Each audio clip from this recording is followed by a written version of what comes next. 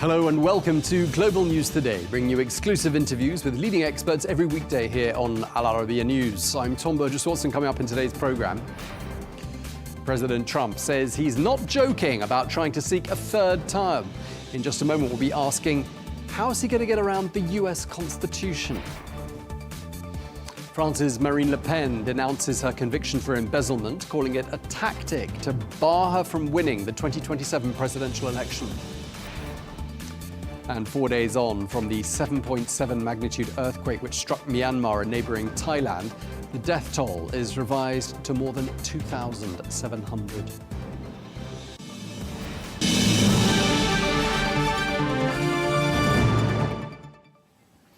Hello and welcome to the programme. The US President Donald Trump is saying that people are asking him to run for a third term in office. Well, President Trump is currently serving his second term as US leader, and according to the US Constitution, presidents are limited to 2 four-year terms. Well, supposing he wants to overturn the constitutional amendment that bars him from running for a third presidency, he'd need a 2/3 vote in both houses of Congress and ratification by the legislatures of 3/4 of the 50 US states. Well, President Trump says this idea of a third term isn't on the cards just yet, but there are ways of making it become possible. Boy, I'd love that. That would be a good one. I'd like that. No, people are asking me to run, and there's a whole story about running for a third term. I don't know. I never looked into it. They do say there's a way you can do it, but I don't know about that. But I have not looked into it. I want to do a fantastic job. We have 4 years, just about, almost close to 4 years. Time is flying, but it's still close to 4 years, and we're getting a lot of credit for having done a great job in the first almost 100 days. And we have some big things we're going to be announcing over the next 2 days. Well, this isn't the first time that President Trump has floated the idea of running for a third term. Just days after his inauguration, he jokingly said that he needed to raise a lot of money for the next presidential race. I've raised a lot of money for the next race that I assume I can't use for myself, but I'm not 100% sure because I don't know. I think I'm not allowed to run again. I'm not sure. Am I allowed to run again, Mike? I better not get you involved in that argument. Well, let's get some more analysis. We can speak to Mike Dubke, who is a former White House communications director under President Trump, who joins us now from Washington. Great to have you with us again, Mike, here on Al Arabiya News. We just heard the president. Thank you. Thanks. We heard President Trump saying that a lot of people are asking him to run for a third term. I mean, it doesn't sound like he's joking anymore. Who's asking him to run for a third term? Well, first of all, thank you for having me. Second of all, I'm not the Mike he was referring to in your clip, just so you know. I think the people that are asking him are supporters, frankly, that are thrilled. You know, Donald Trump's at the highest point that he's ever been with his approval rating in the United States. Different NBC News had him at 47%. Other outlets have had him at 46%, which is higher. So I am sure that there are cheerleaders who are approving of what he's done at the border, approving of what he's done with DOGE and government efficiency, and are asking him this question. The bigger point here, though, is he also is amassing a large political operation. And part of doing that is holding out this hope that maybe he runs for a third term. I think it helps with his fundraising, and I also think it helps with his messaging that he's not a lame duck. Yeah, we'll be talking a bit more about the sort of the constitutional aspects of all of this with another guest in just a moment. So we'll focus on the politics and the comm side of things. Before we crossed you, we heard President Trump there being asked about this idea of perhaps running against President Obama in a future election. I mean, is that something people are talking about there in the US now? Well, no, I think the president would like to talk about it. It was brought up. I shouldn't say no. It was brought up on a television program I was on yesterday that as a Republican, people would not want to see a third Obama term. So that battle royale between Barack Obama and Donald Trump is something that I'm sure will fascinate bookies and others who are cheerleaders on both the left and the right. But no, I don't suspect that's a reality that we'll see. But okay, the reality of Trump running for a third term, according to Steve Bannon, is perfectly possible. He says that Trump would run again and win again in 2028. So it's not just President Trump who's saying this, is it? No, it's not. But also, when you look at the kind of infrastructure, and we'll get into the politics of this, a lot of what happens in American politics isn't just the election. It's also the legislative actions that are taken. We have a lot of television advertising, which is unusual, I think, for most of the world, television advertising on public policy issues, on this bill or that bill or this piece of legislation. And in order to be able to fund that advertising, whether it be digital or on television or radio, you need to raise funds. Steve Bannon is an expert at raising funds to promote his point of view, as is President Trump. And part of this is, I think, you've got to take some of this with a grain of salt. Is he serious? He may be. But a lot of what he needs to accomplish in the next 18 months before we have our midterm elections, while he still has control of the House and the Senate in Republican hands, there's a lot of things he wants to accomplish, and he needs a lot of money to help accomplish those. Yeah, in terms of sort of decoding and decrypting President Trump, which is something I think a lot of journalists spend a lot of time trying to do, we got a bit of a hint from the Senate Majority Leader, Senator John Thune of South Dakota, who said he thought President Trump was probably having a bit of fun with all of this. Do you agree? This is a headline-grabbing tactic? A headline-grabbing tactic. No, look, we've just gone through a week of this signal exchange, signal gate, whatever you want to call it. We've got tomorrow, there's going to be announcements of massive tariffs, if you believe the headlines. And in between, now we've spent 3 days, or 2 days at least, 3 days, talking about a third term for President Trump. We tend to forget that the reason the American people knew of Donald Trump before he ran for office was because he took a turn as a television star. He is a master when it comes to this level of piquing interest. I don't want to call it manipulation, but he piques interest here or there and is well equipped to change the subject. So I'm in agreement with Senator Thune about this, but I also think there's a method to the madness, as I've stated, in terms of raising money in order to promote the program, the president's program, over the next 18 months. Yeah, I think last time we spoke, we were talking about flooding the zone. So perhaps this is, an extension of that technique, and as you say, possibly a handy distraction from Signalgate. President Trump also likes infuriating his opponents, which is fair game in the political world. The Democrats looking like they're sort of in disarray at the moment. And then there's this other aspect of President Trump's character. He likes to keep people guessing, doesn't he? Yes, he absolutely does. Look, it just doesn't seem that the Democrats are in disarray. The Democrats are in disarray. They'll admit that themselves. So I'm not being political when I say, or partisan when I say that. And part of the reason that they continue to be in disarray is there is disagreement on how to answer President Trump when he says things like this. So yes, that is a skill set, and he's masterful. He's masterful in that. He also, my experience with the president when I was in the White House is he asked for opinions from a whole host of people. And we've heard a lot around the National Security Advisor, Mike Waltz, and President Trump asking, should I fire him? Should I keep him? And people are going, oh my goodness, I think he's on thin ice. The problem is that's the way the president operates almost all the time, even with those that are close. He's always checking in to his large cadre of not advisors, but friends, family, et cetera.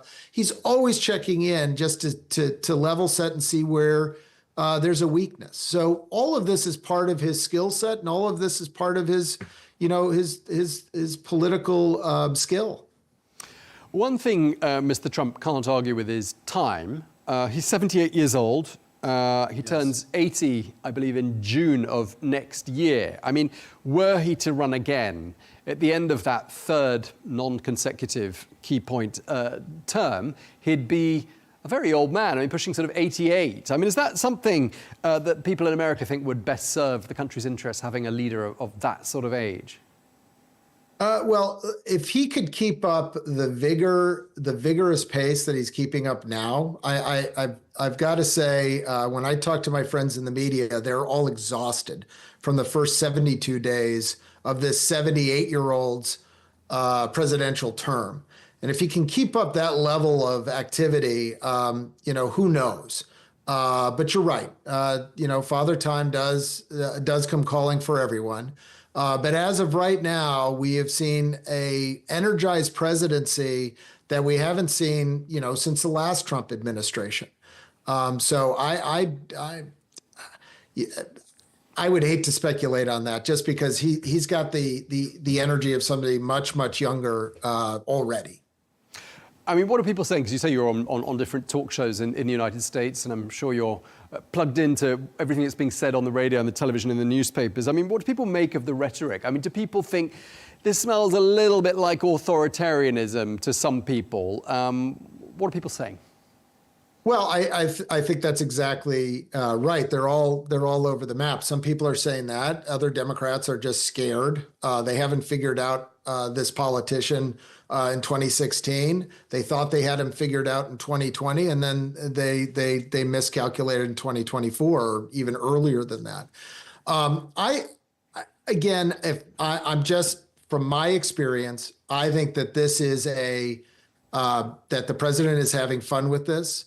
I think we're very early in the administration. If we're talking about this in 3 years from now, when other individuals are lining up to run for the White House after this 4-year term, then I would take it seriously. I think right now he is energized. He has a lot of supporters who are excited, and he is building a war chest in order to get his programs done, as I said, before the midterm elections. So this is all part of the game. But if it upsets Democrats, I would think in his mind, all the better. Okay, let's talk about maybe a more likely scenario than a third term by President Trump. And that's a term in which he is involved, but not the president of the United States, not the commander-in-chief. I mean, is he grooming up a successor? Is there a family member, perhaps, you think he's got in mind to replace him? Could he be perhaps an unofficial shadow president, perhaps someone in the background who obviously carries the title of president, because presidents of the United States do carry that title until they leave this world. What scenario do you think sounds most likely to you? I think if there's another Republican that replaces President Trump, that you will see a shadow presidency. Most over the history of the United States, at least in modern history, presidents, when they leave office, are very quiet, circumspect on how they speak about the actions of their successors, whether they be Republican or Democrat, in their party or not. We saw over the last 4 years that President Trump did not fill that role. He sent out kind of a new path with Joe Biden in the White House. And I suspect he will continue to do that even after leaving office after his second full term. Again, whether it be a Democrat or a Republican. I think for Democrats, it's easier. They can just say, oh, that's the former president. I think with Republicans, and given the power that President Trump has within our primary and within our party, a Republican president replacing him would have to listen to that rhetoric. So it'll be different. That's for sure. You always get that with Donald Trump. Okay, so on the one hand, we've said that it's a little bit early to perhaps be having this conversation, because we're still a long way away from 2027. Yes. On the other hand, we haven't even reached the 100-day mark. We're going to have a sort of the first indicator, perhaps the first referendum on how President Trump is doing. That's a judicial contest in Wisconsin. I don't know if you think that's significant or not. But in terms of sort of the overall report card on President Trump's first, 72, I think you said, days in office. 72 days. 72 days. I mean, what's the overall feeling about how he's performed? Well, I think the overall feeling on all sides is exhaustion. But getting to the Wisconsin elections, there is a judicial race that's in the state of Wisconsin. There's also 2 congressional races that are happening today in Florida. I think if either one of those congressional races, to me, those are the more important ones because they should be easy Republican pickups. And if for some reason a Democrat wins one of those elections, that is going to be a speed bump, a stumbling block for the president. We should win those, and if we don't, there's a problem there. Wisconsin's a much closer race. It is a toss-up. I think at the end of the day, Wisconsin may be more of and we haven't brought this name up yet, but more of a referendum than on Elon Musk than on President Trump. And that's because of the amount of money that Mr. Musk has put into Wisconsin and the fact that he flew there this weekend and held rallies in Wisconsin. He's putting a lot of this burden on himself and taking away some of the negativity if Republicans lose that race, I think, away from President Trump, and he's putting it on his own shoulders. Maybe that's his intention, but ultimately, I think Wisconsin's going to be a referendum on Elon Musk, and Florida's going to be a referendum on Donald Trump. Okay, well, thank you very much indeed. Always a pleasure talking to you. Mike Dubke, former White House communications director under President Trump. Thank you very much for your time. Thank you. Have a good day.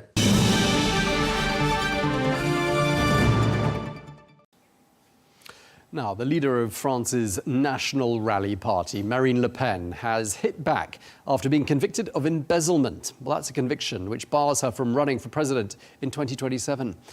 Well, Le Pen says there is, quote, no way she's going to leave politics, and she's vowing to fight that ban.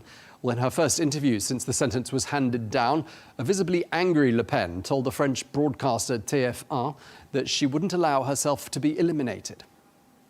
I am a fighter. I won't let myself be eliminated like this. I will pursue every possible avenue of recourse.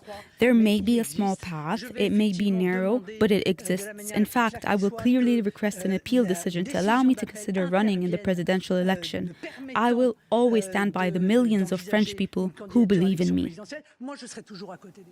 Marine Le Pen speaking there on French television. Well, let's get more. We can speak to Fabrice Leggeri, who is an MEP for France's National Rally Party, who joins us from Strasbourg. Thank you very much indeed for taking the time to speak to us. What's Marine Le Pen going to do now? Well, thank you for the invitation. Now, after this verdict, the options for Marine Le Pen are first to appeal. But there is a narrow path, because the problem is that this decision made by the judge yesterday is not really, cannot be appealed. And that's a problem with the rule of law, because she cannot appeal effectively the decision to ban her on the presidential election, to prevent her from running for the presidential election. So the damage that can be inflicted by judges is a political interference. And this is also what we want to denounce, that this decision made by the court is in fact politically driven, because the judge was not neutral, and the judge said explicitly that she wanted to prevent Marine Le Pen from being a candidate and to run for the presidential election. So you're saying the judge wasn't neutral. Just to help our audience understand, what was it about the judge and the proceedings that you think were biased against Mrs. Le Pen? We are not talking about corruption. We are not talking about bribery. We are talking about a disagreement between the administrative service of the European Parliament on the one hand and our political party about what parliamentary assistants are allowed to do, what kind of task, whether they can support the members of the European Parliament also when they are acting in the national context as politicians. So the disagreement dated back to 15 or 20 years ago, and there are other political parties in France that are affected by this disagreement between the European Parliament and obviously French parties. So, for example, the current Prime Minister of France was subject to a similar court decision or similar, in fact, court procedure. And there is an appeal launched by the prosecutor against our current Prime Minister, Mr. Bayrou, in France. So this is also to show that this problem is not related to the personal behavior of Marine Le Pen or other colleagues. It's not corruption, it's not bribery, it's disagreement in administrative matters. And so it's disproportionate to ban Marine Le Pen and to, in fact, prevent her from being a candidate for the presidential election because of such a disagreement. So what we say is that it's a political decision, because also the prosecutor 3 months ago said that she doesn't have much against our political party. At some point she said, I don't have so much in the file, but I don't want to give up. So obviously this is a kind of judicial harassment driven by political intentions. And this is something that, unfortunately, we see in many European countries right now, that the candidates that want to express the people's voice are prevented from being candidates.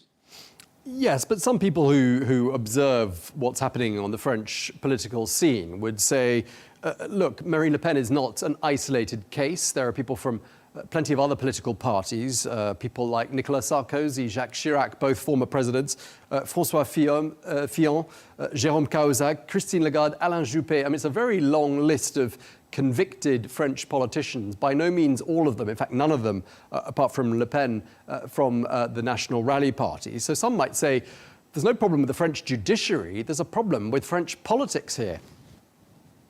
No, there is the cases you have just listed are completely different. It's not involving the European Parliament. But the problem that we have with the French judiciary is that it is not neutral and is even more assertive in saying so that they express political views. They are also unions of judges that express political opinions. And this is a concern because normally in France, for example, civil servants, police officers, for example, they have to refrain from expressing political opinions while they are on duty. And the problem is that French people, in general, don't trust French judiciary anymore. It's also very worrying that the French judiciary is very, let's say, doesn't decide tough measures against criminals, against drugs traffickers. So if we compare the decision against Marine Le Pen to court decisions about drugs traffickers, for example, it's extremely harsh against Marine Le Pen. So that's the situation. And the problem is the French judiciary. She's not going to face time in prison, though, is she? This is a suspended sentence, and she's very unlikely to see the inside of a prison cell. At least that's what we've been told. What are your thoughts? Well, our thoughts are that Marine Le Pen will appeal and use the judicial means to appeal. The only thing that is really the concern right now is the ineligibility, because even if Marine Le Pen appeals, the decision about the ineligibility has to be enacted right now, and there is no possibility to appeal right now the enactment of this ineligibility. So it means that if Marine Le Pen appeals, and this is her decision to appeal, she will depend on the way the judges and the court will manage time. So it's up to, it's the discretion of the judges to decide when they will plan the appeal.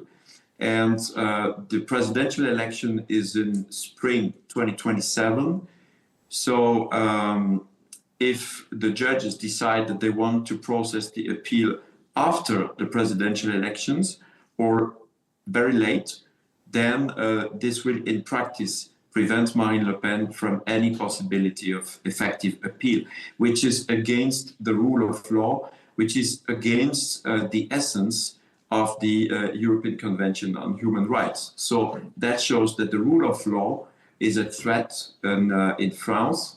And in several European countries now, there are more and more judges who say that they can decide who will be the candidates for presidential elections. Is Marine Le Pen likely to comply with that order to wear an electronic bracelet?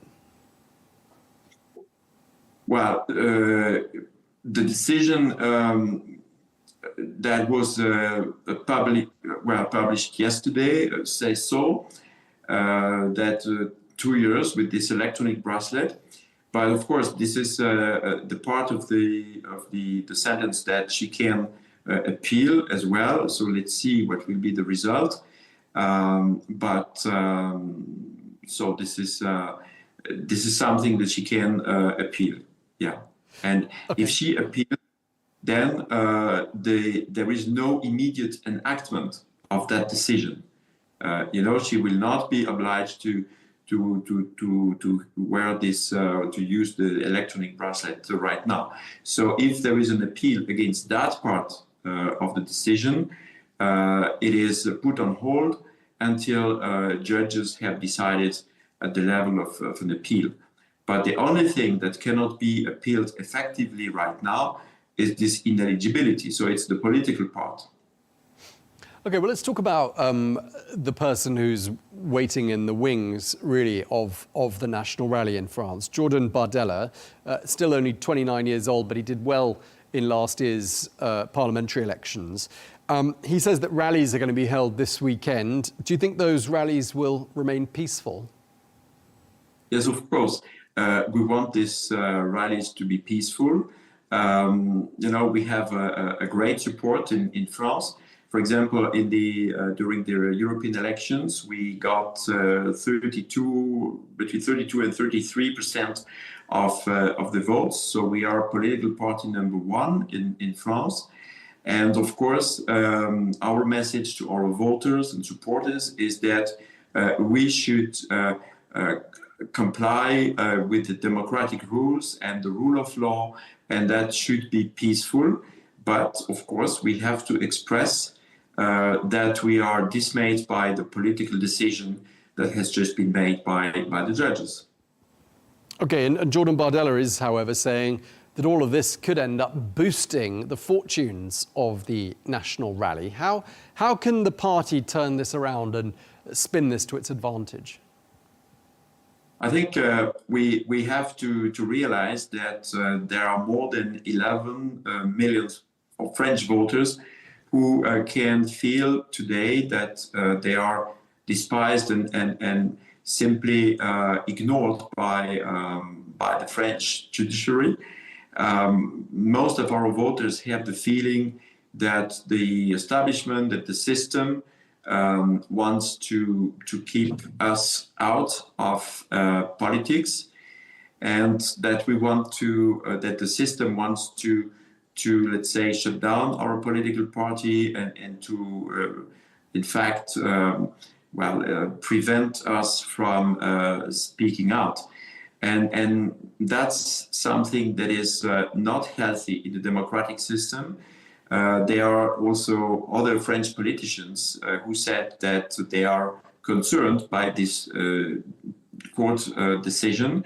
The Prime Minister said that he is disturbed by this decision, that Marine Le Pen would be prevented from running for the presidential elections. Other politicians in the right-wing political parties said in France that it is not healthy for democracy when the leading candidate of the opposition is kept out of the system and prevented by a judge from running for the elections. And this is the problem is that this is disproportionate. So if we compare what are the facts and what is the sanction, this is against French democracy. Just turning back to what Jordan Bardella said and saying how this could be used to the advantage of the national rally. I mean, let's face it, the Le Pen brand, not just Marine, but also her father, before her, is regarded as being a toxic brand in some places, although it has been rehabilitated as a brand. But she's run for president 3 times. She's never won. I mean, isn't it time perhaps for the party to turn the page on Le Pen and give an opportunity to the next generation? Well, for example, former President François Mitterrand, a long time ago, had to run several times. I think he won the 4th time. So he was elected in 1981. And if I remember correctly, he started being a candidate in 1965. So you see that in the French system, it's common that a candidate doesn't win for the first time. So that candidates have to run several times for the presidential elections. Okay, and just lastly, I mean, the National Rally, as you said, is the largest party, at least in terms of its parliamentary presence right now. They can make life very difficult, can't they, for the current government under Prime Minister François Bayrou. What might they do? Well, in fact, there is a lack of stability right now because of the decision that was made by President Macron in June, July last year, when President Macron dissolved the National Assembly. In fact, he organized elections, but between the first and the second round, there was a kind of alliance between Macron's political party and the left, the socialist and the far left, and some part of right-wing political parties. And they agreed to withdraw mutually their candidates in order to avoid that Rassemblement National could win in many constituencies. So the result is that this alliance was not a political alliance to run and to rule the country. It was simply to win the elections and to keep the Rassemblement National out. But now we see the result. There is a lack of stability. There is no real majority. And of course, the Rassemblement National has a say and is very strong and powerful. So to a certain extent, this was what the French people wanted, that we have a strong voice. And we will use, of course, our strong voice. And when we don't agree with the government, we will say it and we will vote. So. Okay, well, thank you very much indeed for taking the time to speak to us. Really appreciate it. Fabrice Leggeri, MEP for France's National Rally Party. Thanks for your time. Thank you very much.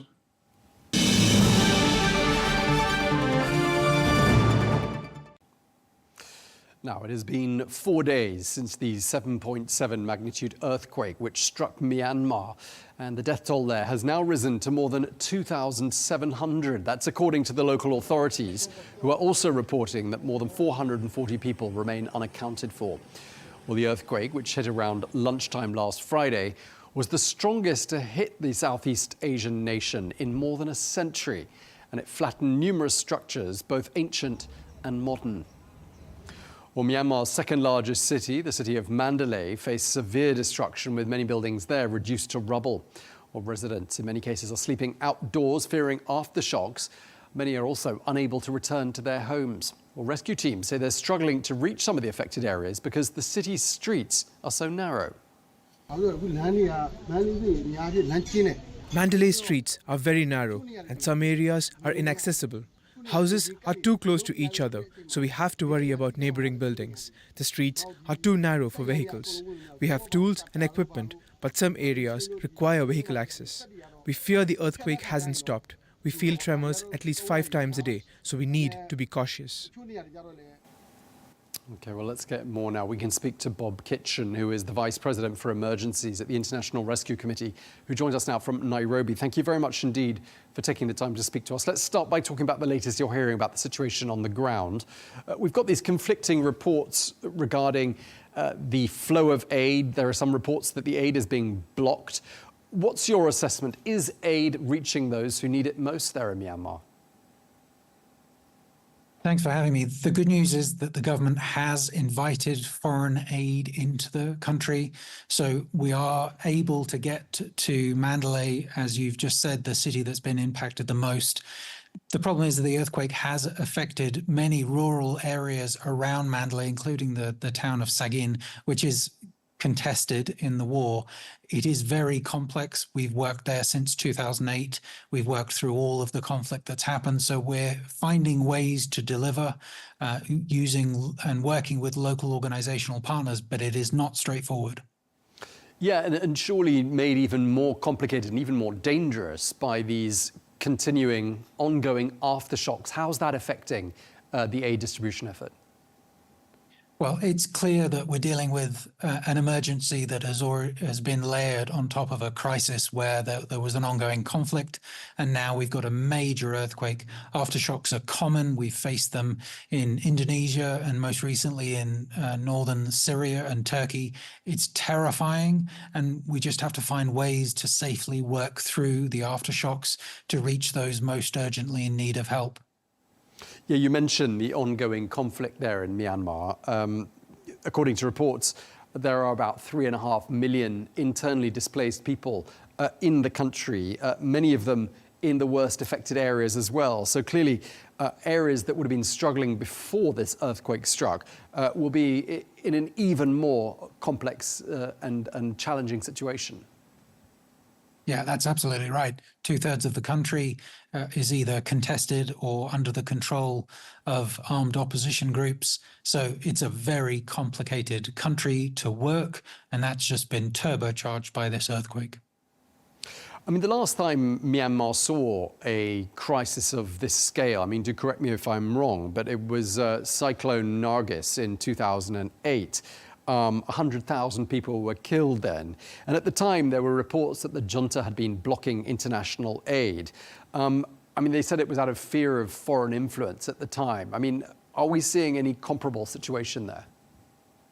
Well, I'll say that the IRC was first admitted into Myanmar in 2008 to respond to that cyclone.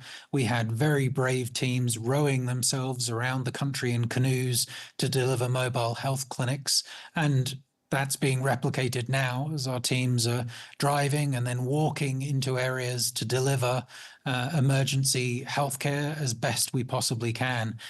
So far, we're able to get into the big city of Mandalay, and we're being as creative and negotiating as much as we can to get to everywhere else.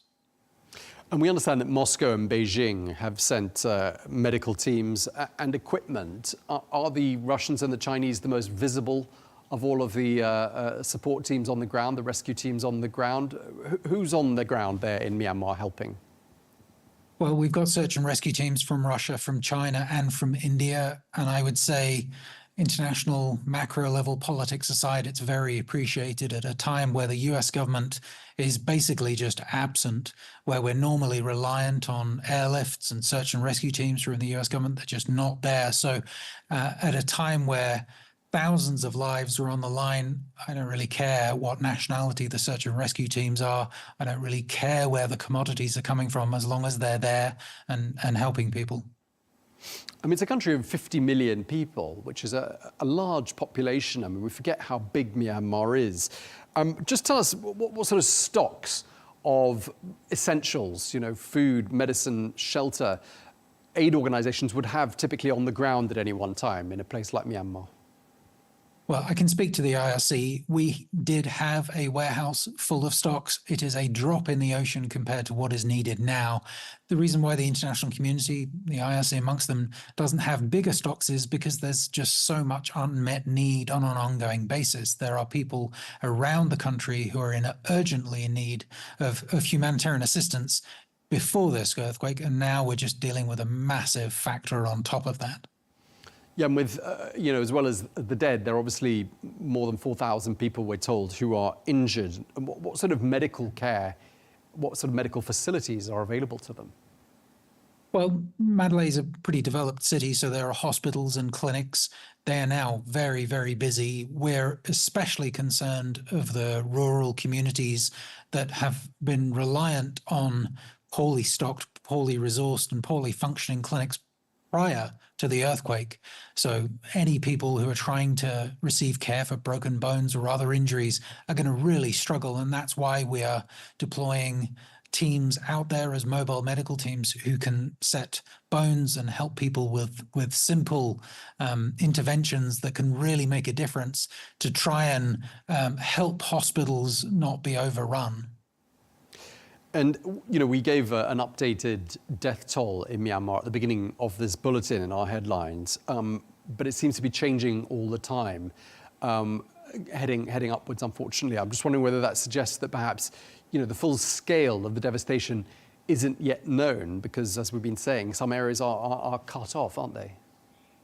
Well, I would say that this is very normal. We have statistical modeling to help us understand what we're actually dealing with, the scale over time based on the initial numbers. And this initial number of what was approaching 1,000, now approaching 2,000 dead, suggests many more people have lost their lives as search and rescue, and then debris clearance continues. We will see that number grow. Behind that number is people who have lost their homes and people who have lost major assets and access to their jobs because of the destruction that's happened. The ripple effect out from Friday afternoon will be very serious and long-lasting.